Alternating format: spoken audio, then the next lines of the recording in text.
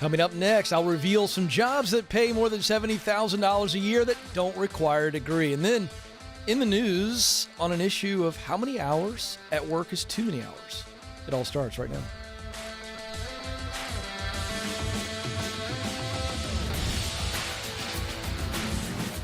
All right, here we go. Coming to you live from Ramsey Studios in Nashville. You're joining a conversation about who you are, what you were created to do, where you want to do it, and then the all-important, how do I get there? This show is truly about you and your purpose, which, ironically enough, is about others. You were created to fill a unique role in your work. You were needed. You must do it. That's why we all long to just make a difference. It's why the people who will call this program or will have a conversation in their life about, I just don't know what I want to do. And all I know is I want to help people. So that is the innate desire to make a difference, to see your life matter. And the way that we experience that is impact on others. In other words, we have two areas of purpose in our life, relational and professional. We focus on the professional here, but we talk about the relational as a part of this journey. So no matter where you are today, what you're feeling, what you've experienced, what people have said about you, done to you, I'm telling you, you still matter. You do have purpose. Some of you don't know what you want to do. We can help you. Some of you know what you want to do, but you don't know how to get there. We can help you. Some of you know what you want to do. You know how to get there, but fear, doubt, and pride are holding you back, or maybe even people are holding you back. Maybe money is holding you back. We can help you. So let's go. 844-747-2577, 844-747-2577. That's the phone number. You can get us live for a 2-hour window, Monday through Friday, 12 p.m. Eastern Standard Time to 2 p.m. Eastern Standard Time. So if you're watching this a little bit later, you know that that's your window to call in. Phone lines are open right now. Let's go. 844-747-2577. I'm hopping over here to the old laptop where we are live on YouTube, and I am looking at the chat room. Let's a quick shout out to Philip, who's watching in Michigan, Jonathan in Ohio. And so we get the Michigan-Ohio thing. Maybe some tension, maybe not. Who knows? I'm a Michigan fan, which means I can't stand Ohio, the Buckeyes. So there we go. I'll create some controversy early on in the show. Keep it fun, keep it nice, keep it polite. The team is watching the chat room, but you can interact. Every once in a while, I'll get in the chat room and interact. So there you go. If you're watching live, give us a thumbs up. And if you haven't subscribed, please do so. All right, here we go in my never-ending quest to inform you. Here is a great article from Newsweek based on data from the Bureau of Labor Statistics. So Newsweek went through and identified every occupation that pays people more than $70,000 a year that does not require a college degree, such as an associate's or bachelor's. Now, that's nearly double the typical $38,000 earned a year by U.S. workers with a high school degree only. And it's on par with the median of $71,800, which is the annual salary of people with at least a bachelor's degree. So, this is good news. Here we go. Nathan, the director, has done a great job. We're going to put them on the screen as I go through them. Gas plant operator, median pay, $70,710. Number of people employed nationwide, 14,700. So gas plant operator, there you go. I'll point out that many of these, as we already have, they will train you on the job, most likely. Or there is a very accessible training program prior to getting these jobs. Okay, next, farmer, rancher, agricultural manager. Median pay, $71,160. Number of people employed nationwide. Look at this number, huge, 952,300. Next, transit and railroad police officer. These are specifically folks that are patrolling train yards and transportation hubs.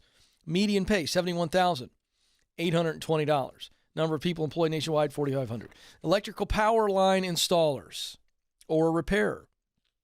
Median pay, $73,460. 115,000 people employed nationwide. Lighting technician, media communication equipment worker. You see a lot of these jobs in radio and television, or production studios, like video production companies that do a lot of videos for clients. Median pay, $73,460. Number of people employed, 26,000. Signal and track switch repairer. Fascinating. These are people who install and maintain electrical systems and signals that keep railroads operating. Median pay, $73,890. I'm going to skip how many people are employed nationwide, so we keep moving here. Petroleum pump system operator. Refinery operator. I'm going to have more on this in a second. There's a real fun takeaway from this list, and I'll get to it in a moment. The median pay on this, $74,180.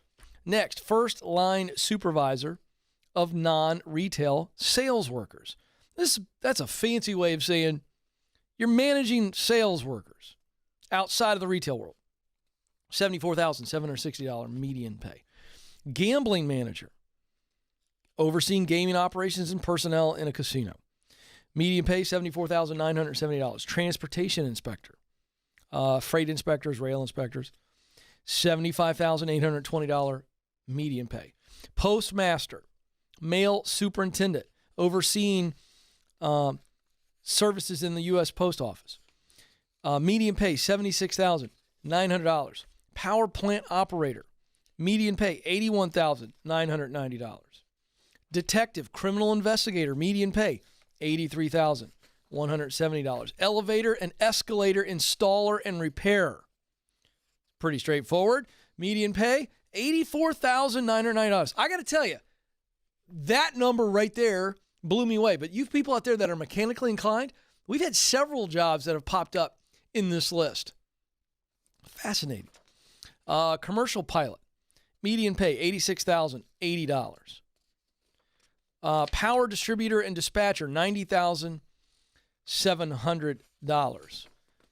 First line supervisor of police and detectives, median pay, $91,090. Transportation, storage, and distribution manager, $94,560. And then nuclear power reactor operator, median pay, $100,530. So here's the takeaway. As you go through these jobs, and you can find this on Newsweek, two things that stuck out to me. Number one, the amount of these jobs that would actually do the training on the job. Not all this qualification prior, but on the job training. And I think that we overlook this. Second thing that stuck out to me is I saw so many jobs there that were people related or things related. Now, let me explain that. There were leadership and management, oversight, supervisor positions. That's people skills. You got high people skills. You can learn how to lead. The second thing is you're really good with your head and hands, I like to call it on the show, because I'm not good with my hands. Meaning you could fix stuff. You're just mechanically efficient. You're mechanically driven. You can just fix stuff, make sure things are in order. It's using the head and the hands to make sure that something's operating. I saw a ton of that. Those were the two big things that stuck out to me. So I'm saying that to you, the audience, or those of you who discover this on YouTube. If you have people gifts, people talent, and you've got mechanical fixing thing talent, you're good at things and you love working with things. You're good with people and you love working with people.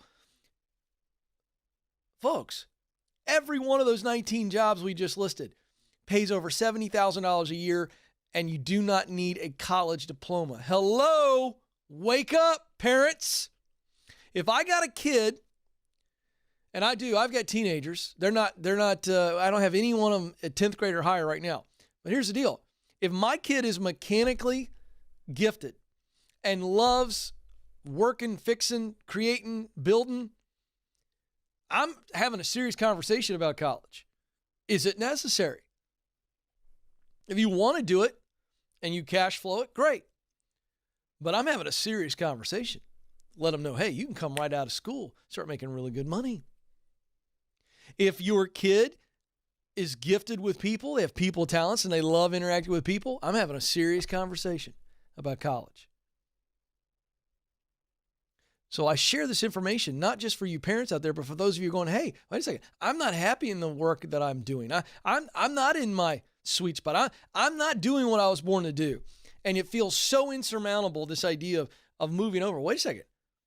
If you're good with people, you love working with people, there's all kinds of positions that pay really well. If you're good at things, working with things, love working with things, the hands, the fixing, the building, the correcting, the testing, all kinds of things. And we could go on and on and on. Just one example. So the opportunities are out there. Good stuff there. Love that data from Newsweek. 844-747-2577. Coming up later in the program, how many hours at work is too many? I'm going to take this issue on because it's in the news with a big-time company taking some heat.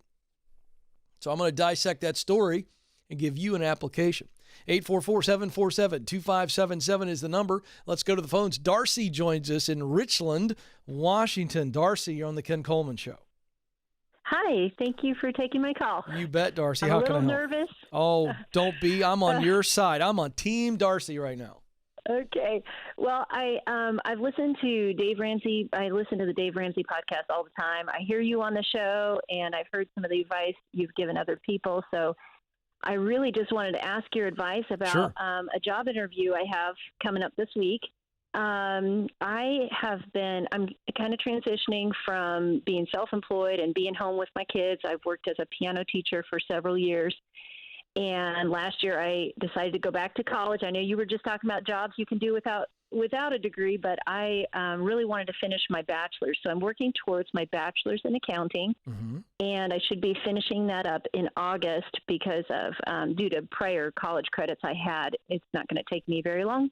Okay. And I got a little excited and applied for some jobs, and I may have applied for a full-time position with an accounting firm here, and they contacted me, and that's who I have the job interview with.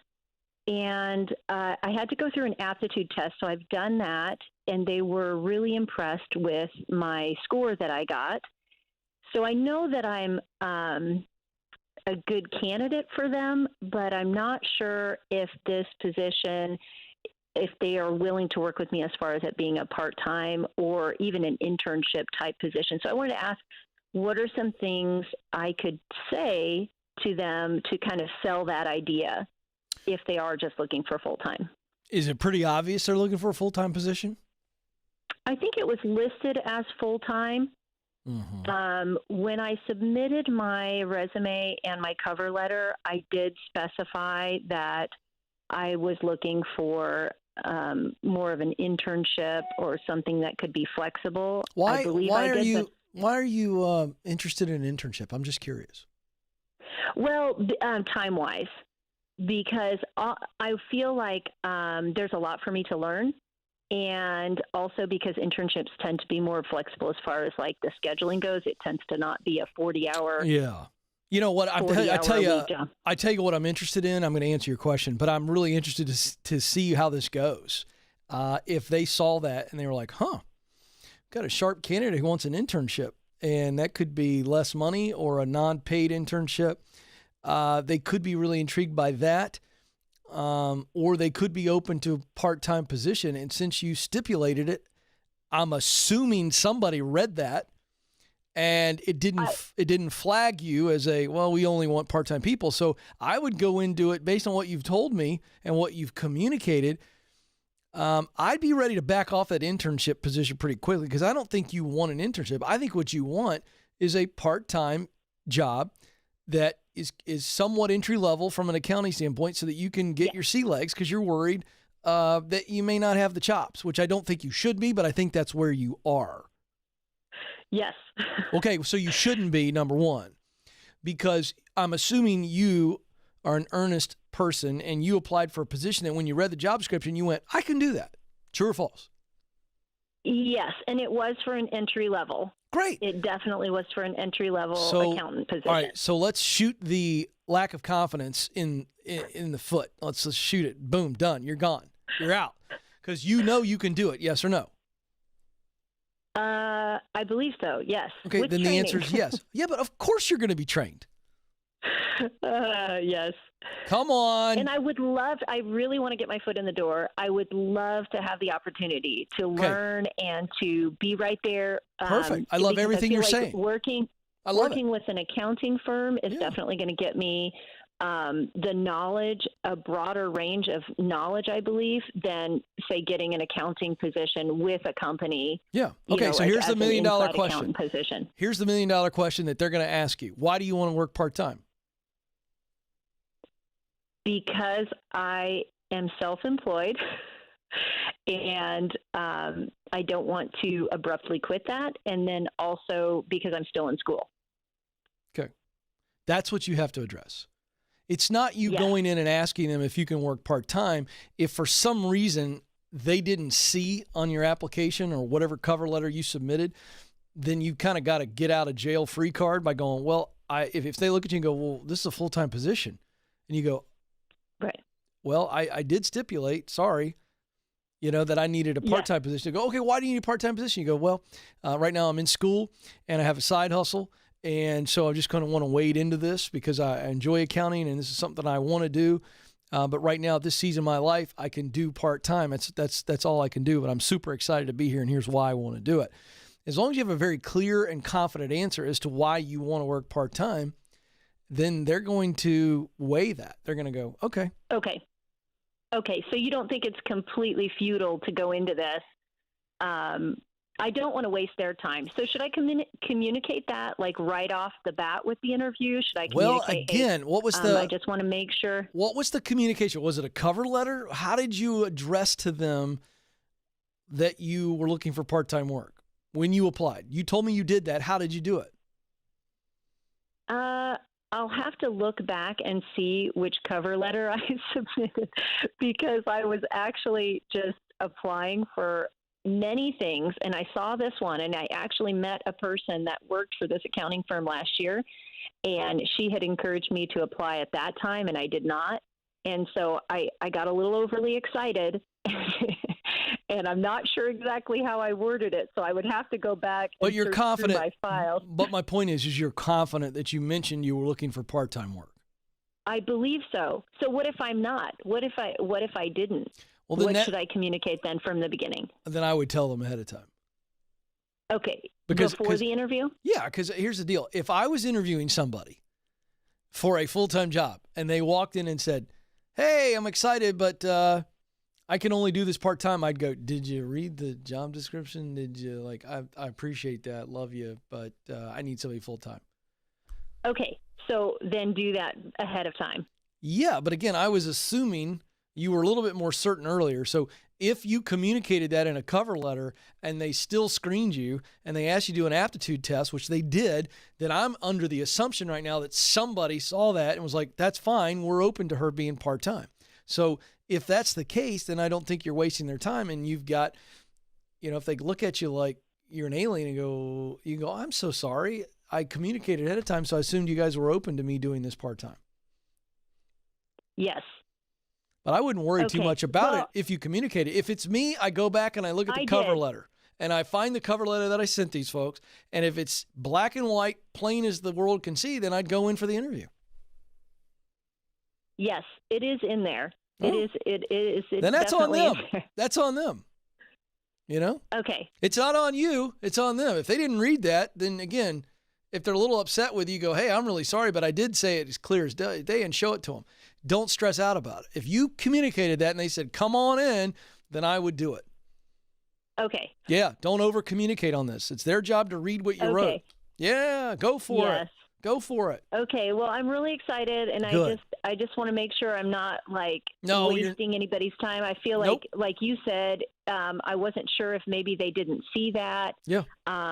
Because I honestly was a little bit surprised that they contacted me. even after it, But they even gave you an aptitude test and you scored well on that. And they kept, so here's the deal. It's their job. It's I don't know what the example is. I don't have a fresh example, but if somebody tells me like, these are the requirements for you to purchase a registration and sign up for a course or whatever, and I don't do one or two of the things that I'm supposed to do, and then when I show up that day to do it and they don't have my name down, and I go, well, I did this. You go, well, you didn't do this. You didn't do this. Well, I didn't see it. And then they pull it up and they go, it's right there. You didn't do 2 and you didn't do 3. Whose fault is that? Mine or theirs? Yeah. I can see that. So it would be theirs if they didn't read it. There you go. Darcy, go in there with your head high, very confident, and don't overanalyze this. Don't over communicate, and just go. Just go. 844-747-2577. Let's go to, is it Andrea or Andrea? Okay, good. Andrea in Philadelphia, Pennsylvania. Andrea, you're on the Ken Coleman Show. Hi, Ken. I appreciate you answering my question. You bet. What's up? I have a 16-year-old with an aptitude for math and science, but he doesn't yet have a passion, as you say, or career inclination. Mm-hmm. And my husband and I want him to start exploring careers in order to pick a course to study. And we're just trying to figure out how to recommend to a teenager how to get some direction on finding a passion so that he doesn't get through 4 years of school. Yep. We're trying to get him out, of course, with very little debt, and then have to retake courses once he figures out what he wants to do. What's your son's name? Joe. Joe. Is Joe a good student?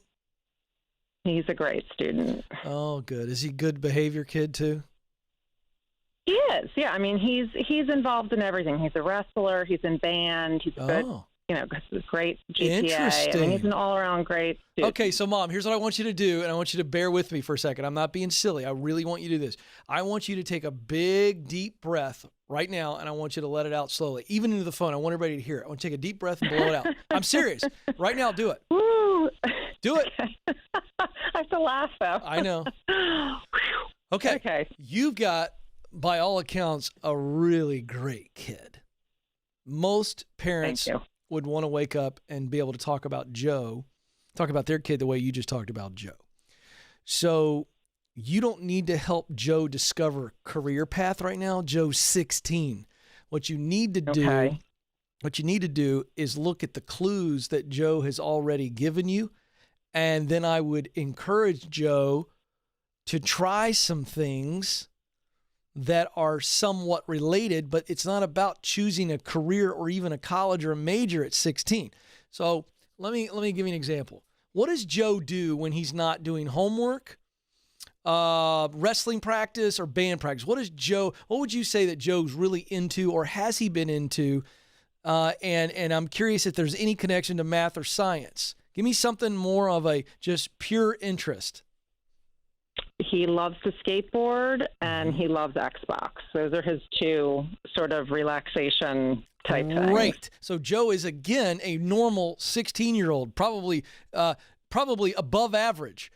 He's very engaged and he's very busy, and then he likes to play video games, and he likes to be physically active.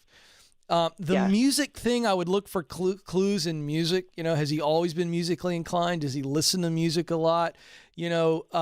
What are the beyond academics?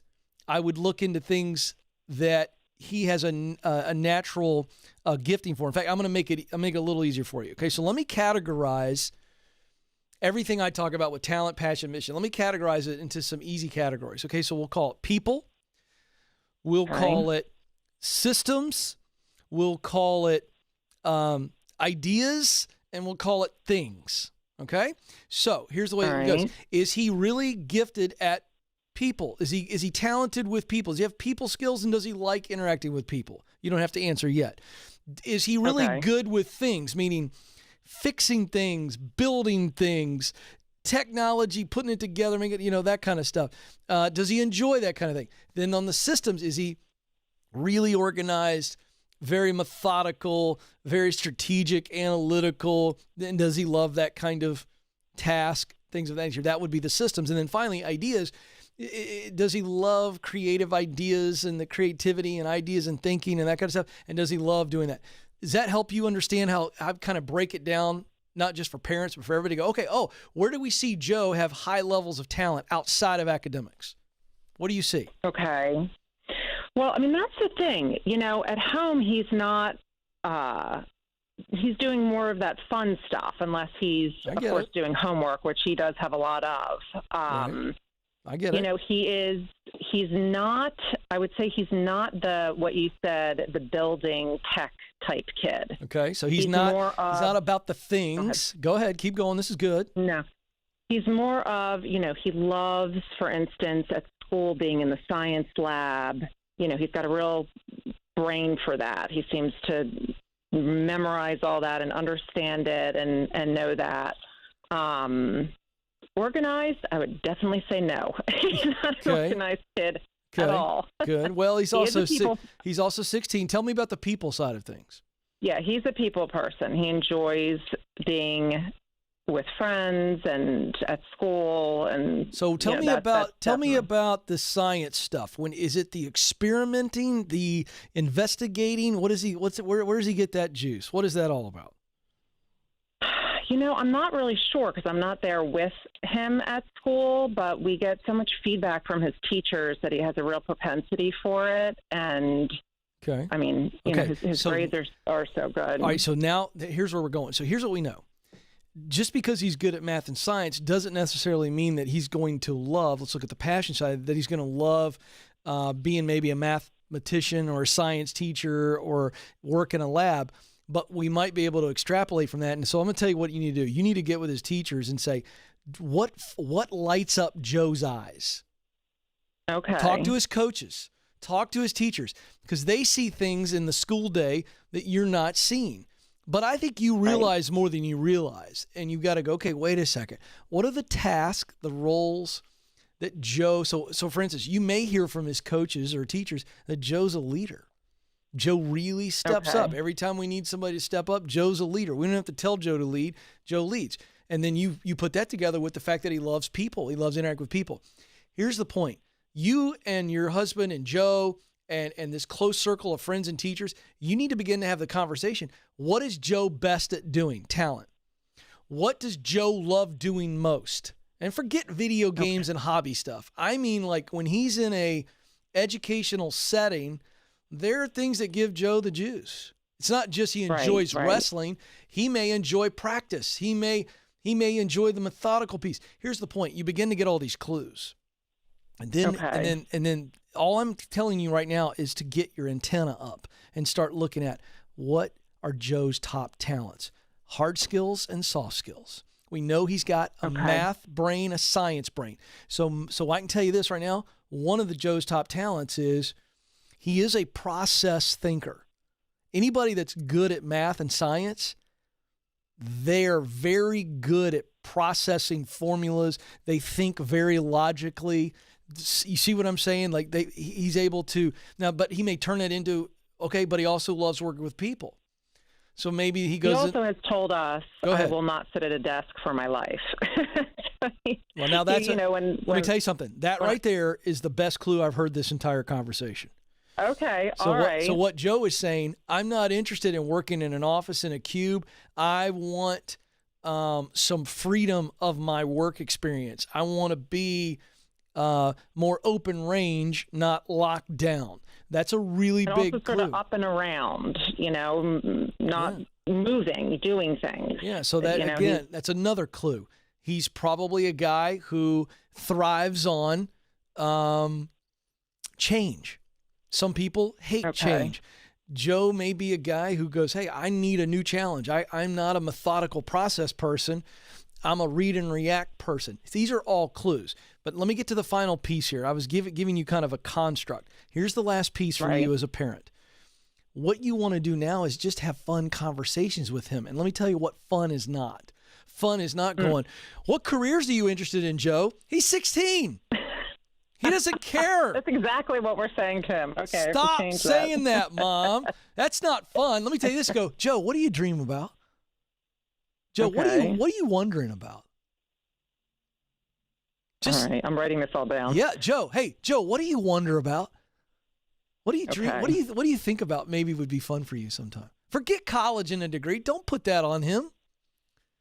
What do you dream about, Joe? What do you wonder about? I'd love it if there's 3 to 5 answers. See, parents get all hung up when they hear multiple answers. They're like, oh, gosh, we got to help Joe. Joe's going to be a loser.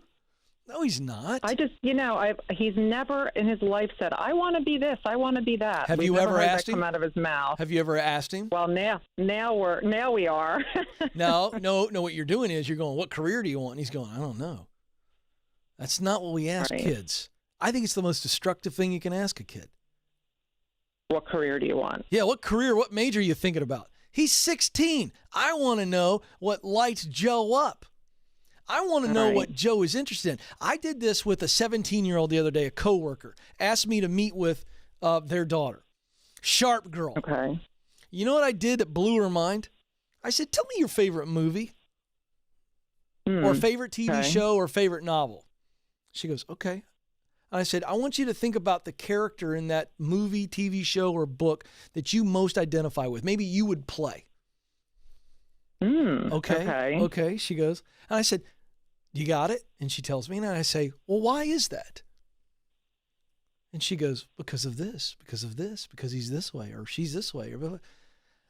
And it tied into everything that I had already gone over with her that I told you to go over with Joe, where you look at the talent, you look at stuff that they get excited about doing, topics they enjoy speaking about, things they do with their friends. And this gal had told me that she was a person that cared deeply about things being right and integrity and justice. And she was a person that would stick up for all of her friends. And would you know the character she chose was a person in a TV show, a crime drama that put people away? And then I came back around and I said, have you ever wondered about being a lawyer or an advocate, just an advocate for people? And she goes, all the time. She looked at me like I had just opened her heart up. All right. So what I'm telling you is chill out on getting this kid to give you a definitive answer, and let's create conversation around multiple ideas and answers. And then you come back and go, hey, there's a thread there. I see that pattern. You just got to let Joe feel free to tell you whatever he's feeling and thinking over the next year, 2, 3 years. And I'd go talk to his coaches, get those clues. What does he do best? Go get the Career Clarity Guide. It's free at kencoleman.com. And don't make him fill it out. You and your husband do it. Have your coaches, teachers speak into that and begin to ask Joe, what would he consider doing if there were no risk and he didn't have to commit to it? Same thing I do to callers on the air here. Parents, this is huge. That's why I spend a little extra time on this. You cannot force your kid into a corner on this. What you got to do is uncover their heart and begin to see what they're wondering and dreaming about, and then see how does it align with what they naturally do well and the things that they enjoy doing. And by the way, there are clues in their school life. But you got to stop trying to ask your kid to fill in the blank, and you got to go help them discover all the answers. Stop trying to fill in the blank. Go get all the answers to the answer bank, and then let the kid and you guys begin to pull in all of the clues. Total game changer, parents. Total game changer. And by the way, I've had teenagers call the show. If you want your teenager to call me, give it a shot. Trust me. I'll find the patterns. It doesn't mean we'll have a definitive answer, but we'll have some clues. And then we want the kid to explore this stuff. We want them to try this stuff. We want them to shadow with somebody. We want them to hang out with somebody they think, I think I want to be a lawyer. Great. I want my kid hanging out all day with a lawyer. That's all you got to do. Push them. Push them out there and let them explore. No pressure. Just let them explore. Let them taste and see. Game changer. 844-747-2577. Quick break. Don't move. When we come back, current story in the news. Goldman Sachs on fire. Young people working 100 hours a week. How many hours is too many? What's the leadership issue? I'm going to unpack it all. Don't miss it. This is the Ken Coleman Show.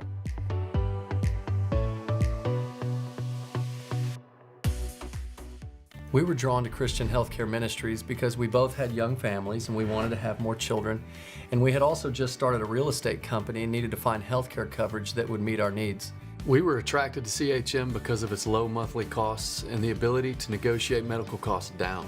Established in 1981 and accredited by the Better Business Bureau, CHM is here to meet the needs of your growing family or small business. Check us out at chministries.org. We absolutely believe in it.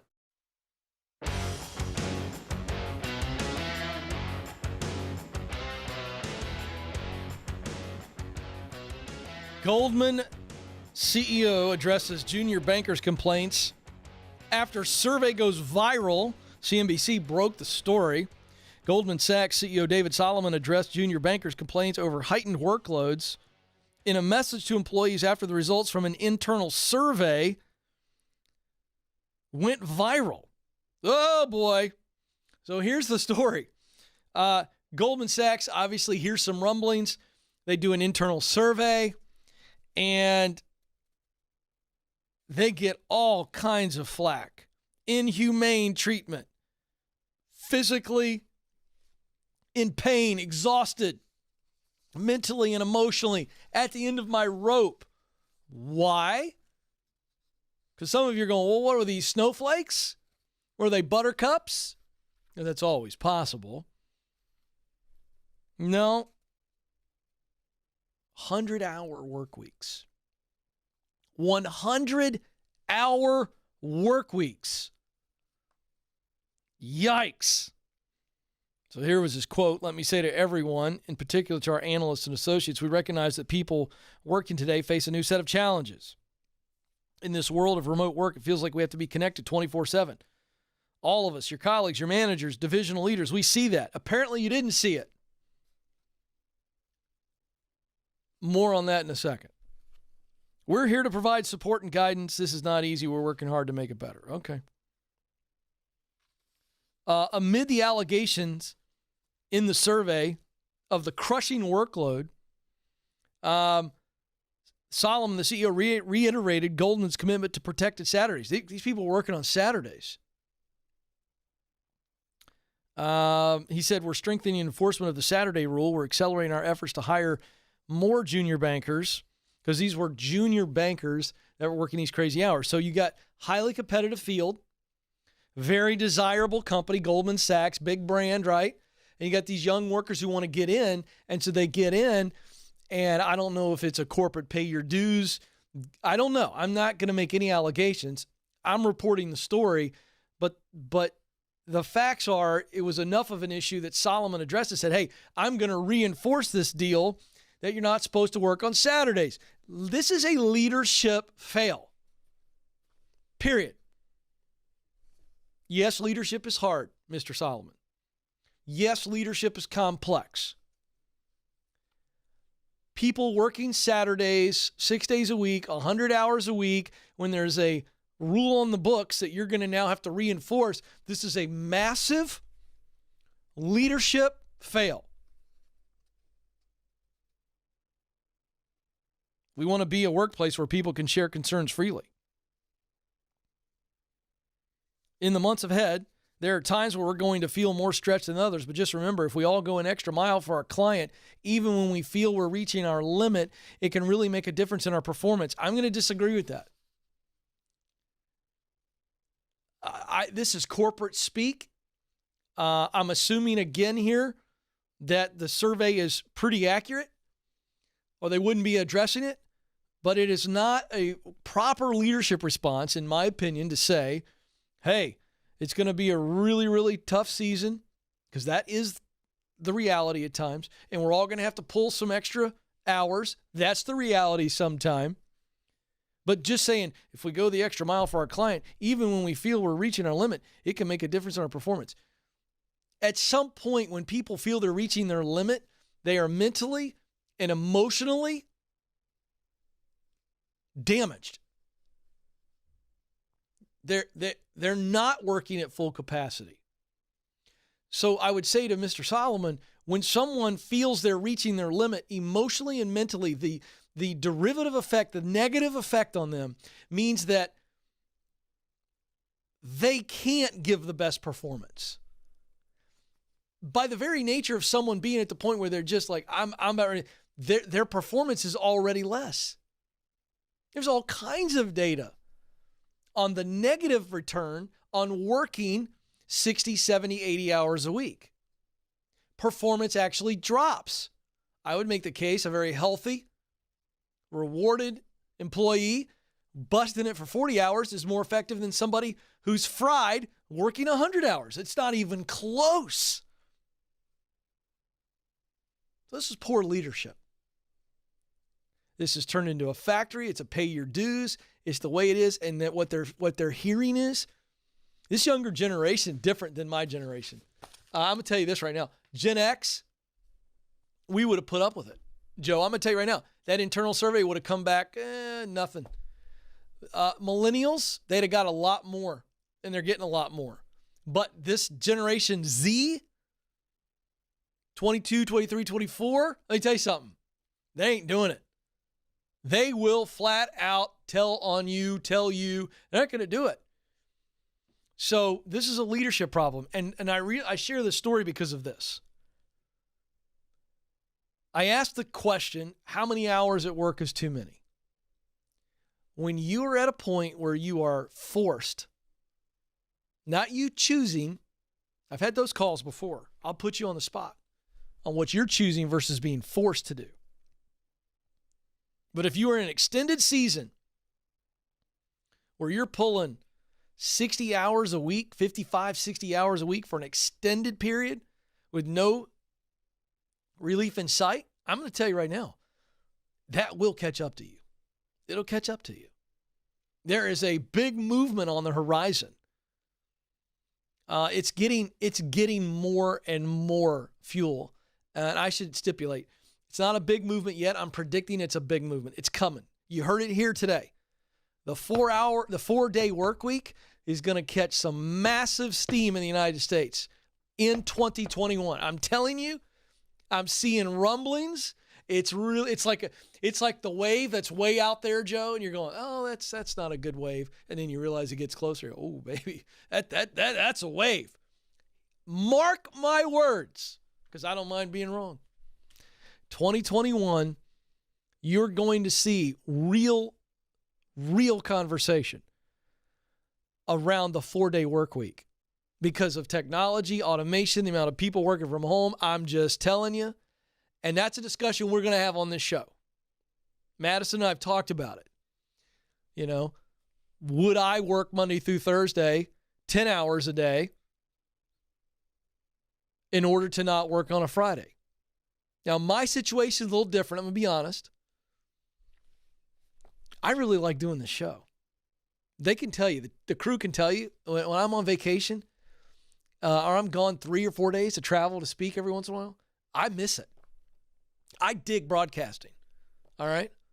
So I'm a little different. I kind of like doing 5 shows, you know. Joe could probably talk me into 2 more. You know, I mean, honestly, I love I really, really love broadcasting. But I think the average person is going to go, yeah, I'd work 10 hours on a Thursday, a Monday through Thursday, to not work on Friday. I'm not going to mention anybody's names who's shaking their head back behind the glass. Here's my point. Leaders, if you're listening to the show, you stumble on the show, you better be aware of this. This is how it's got to be. Ain't going to work. Those days are over for workers. And in some ways, you're going to have to respond to the marketplace. So working people 55 and 60 hours a week for a long period of time, that becomes a leadership systemic problem that if you don't fix, it's going to blow up in your face. And I'm going to tell you right now, I think it's wrong. I think it's wrong. I absolutely think it's wrong. And I think it's wrong, not from a humane, I don't like it from that issue either, but I really don't. It's a horrible, horrible business decision. People are not effective when they work that much. There's a return on investment, and I'd rather have a healthy, happy 40 hours than a stressed out, burned out 60 hours. Not even close. So wake up, leaders. I hope this guy wakes up. The big brand, you're going to do it our way and work like a dog. It's not going to work. And it shouldn't work. All right, my time's almost up. But before I let you go, I want to remind you that you matter and you do have what it takes. Thank you so much for joining us Until next time, this is the Ken Coleman Show. Press on.